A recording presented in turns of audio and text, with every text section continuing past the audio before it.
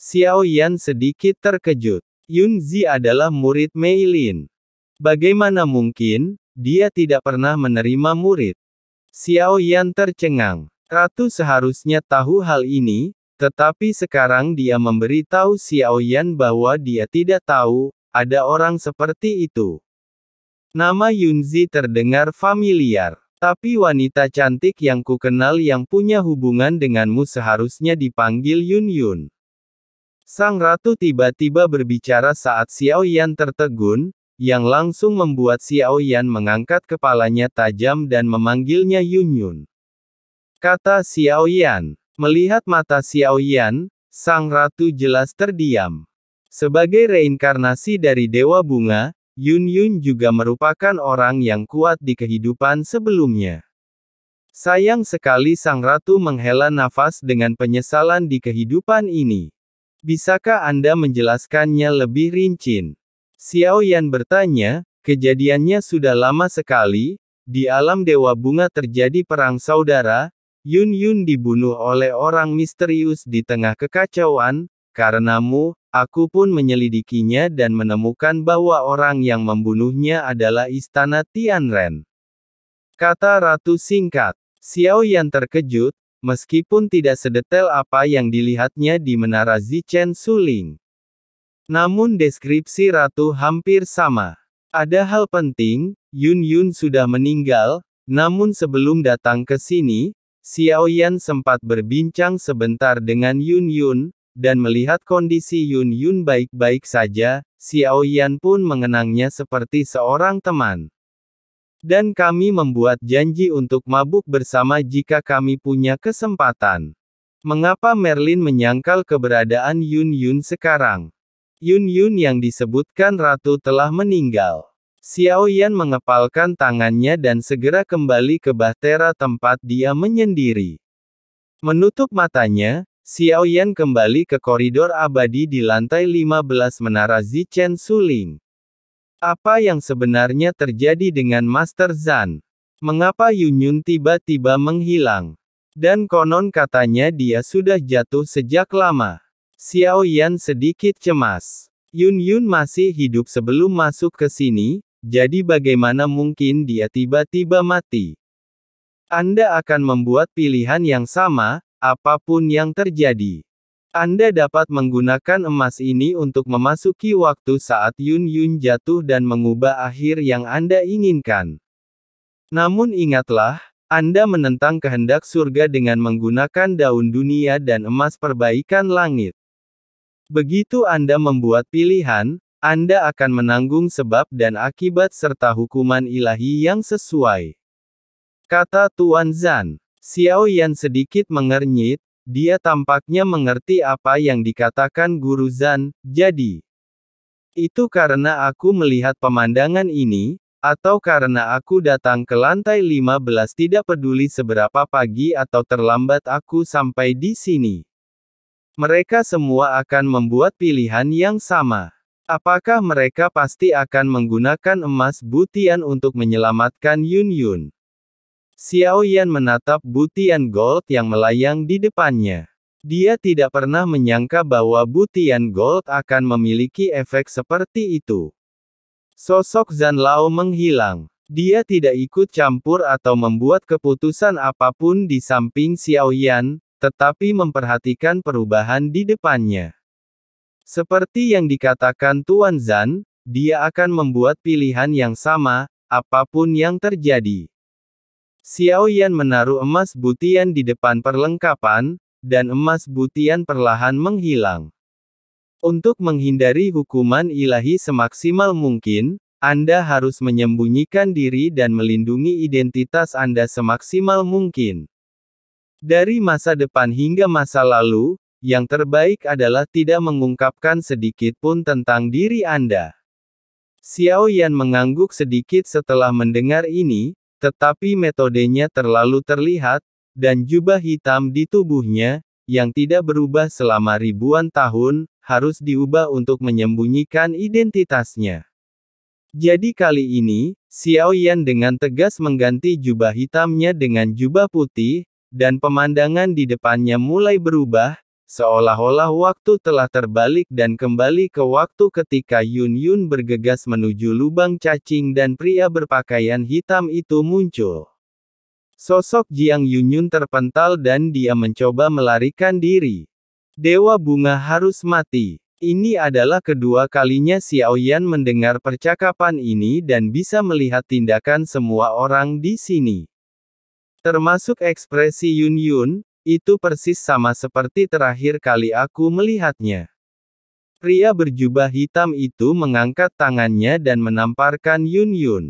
Dan apa yang Xiao Yan lihat adalah Yun Yun sekarat di bawah telapak tangan ini. Apakah kamu dari Tianren Mansion? Kamu akan tahu percakapan yang sama setelah kamu meninggal. Xiao Yan tiba di lokasi hampir pada waktu yang sama setelah mereka berdua selesai berbicara.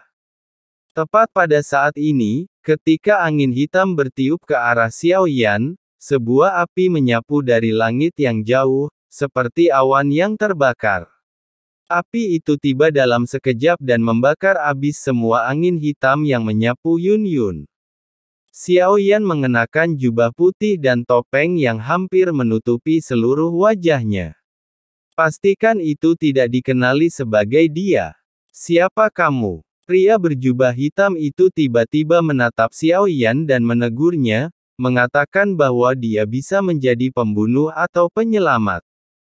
Xiao Yan berusaha sekuat tenaga untuk mengubah caranya berbicara. Jadi apakah Anda ingin membunuh seseorang atau menyelamatkan seseorang hari ini? Pria berjubah hitam itu jelas merasakan tekanan dari kekuatan Xiao Yan. Dia sedikit takut. Saya menyarankan Anda untuk memilih membunuh, karena menyelamatkan orang akan membawa banyak masalah. Pria berjubah hitam masih mengancam Xiao Yan. Sayangnya, saya memang suka masalah. Begitulah adanya. Maka kau akan mati bersamanya. Pria berjubah hitam itu membuka tangannya untuk menahan angin hitam yang menyapu seperti pisau cukur. Xiao Yan mengangkat tangannya dan meninju, dan api menyembur keluar dari tinjunya. Angin hitam ini benar-benar rentan. Semuanya runtuh. Tiba-tiba, angin hitam yang runtuh menyelimuti Xiao Yan dan Yun Yun dalam sekejap. Kamu terjebak. Hei Feng hanya berpura-pura untuk menyembunyikan jurus pamungkasnya. Tapi untuk Xiao Yan, strategi apapun yang digunakan, itu seperti seekor belalang yang mencoba menghentikan kereta perang. Anda jatuh ke dalam perangkap api Xiao Yan, dan tidak ada angin hitam yang bisa mendekati Anda, tetapi Penatua Zan berkata bahwa Anda harus mencoba untuk tidak membuat perubahan yang tidak perlu. Pria berjubah hitam itu berasal dari Istana Tianren, jadi tidak perlu membunuhnya di sini. Xiao Yan mengangkat tangannya dan bergegas ke lubang cacing bersama Yun Yun. Pria bermahkota merah berjubah hitam baru saja keluar dari dinding api Xiao Yan, tetapi sekarang mereka tidak terlihat di manapun. Lalu lelaki berjubah hitam itu menatap ribuan pengikut Huayu di bawah dan meraung, "Aku ingin kalian dikuburkan bersamaku. Siapa kamu? Mengapa menyelamatkanku?" Turbulensi di lubang cacing itu sangat dahsyat, dan Xiao Yan tidak punya pilihan selain memeluk Yun Yun dan merasakan kehangatan yang mengalir dari dadanya. Kesadaran Yun Yun sebenarnya agak kabur. Dia benar-benar terluka parah. Pada saat ini, sebuah pil muncul di mulutnya. Pil hangat itu dengan cepat larut di mulutnya. Luka-lukanya membaik secara signifikan, tetapi kesadarannya menjadi semakin kabur. Seperti yang kuduga, sebuah bahtera muncul di depan mataku, bertuliskan, Fighting God, di atasnya. Melihat ini, Xiao Yan segera menoleh. Sosok yang berdiri di tanah tidak lain adalah kakak senior Merlin. Ternyata semuanya hanya kebetulan. Kakak senior Merlin kebetulan lewat di sini. Xiao Yan tidak tahu berapa lama dia bisa bertahan. Mengirimnya ke Merlin sekarang juga adalah pilihan terbaik. Pikiran Xiao Yan bergerak, dan Yun Yun benar-benar kehilangan kesadaran. Yun Yun dalam pelukannya melunak. Siapa? Saat Xiao Yan melangkah ke bahtera, Mei Ling segera menatap Xiao Yan dengan waspada. Saudara Mei Lin, tolong bantu aku dengan apa yang telah dipercayakan Ratu kepadamu. Xiao Yan tidak menyebutkan identitasnya dengan jelas, dan dia sengaja menggunakan kata kakak senior. Kemudian Xiao Yan membaringkan Yun Yun di tempat tidur, melangkah keluar dan bersiap pergi. Pakaian Yun Yun agak berantakan, begitu pula sudut mulutnya. Setelah melihat darah, Xiao Yan akhirnya memastikan bahwa hidup Yun Yun baik-baik saja, lalu dia berdiri. Sebelum pingsan, Yun Yun mencengkeram baju Xiao Yan erat-erat dengan kedua tangannya. Melihat alis Yun Yun yang sedikit berkerut, Xiao Yan menghela napas, lalu seberkas cahaya menyala di tangannya, dan sepotong baju besi lembut pun muncul. Baju besi ini adalah baju besi bintang laut. Xiao Yan sengaja tinggal, yang mungkin akan mengungkap identitasnya, tapi Xiao Yan telah memutuskan atau meninggalkan sesuatu. Setidaknya itu memberi Yun Yun harapan untuk bertahan hidup. Kemudian, Xiao Yan mengeluarkan 2 jilid seni bela diri dan keterampilan bertarung lagi. Pemandangan ini seolah membawa orang kembali ke gua lembab di benua Douqi.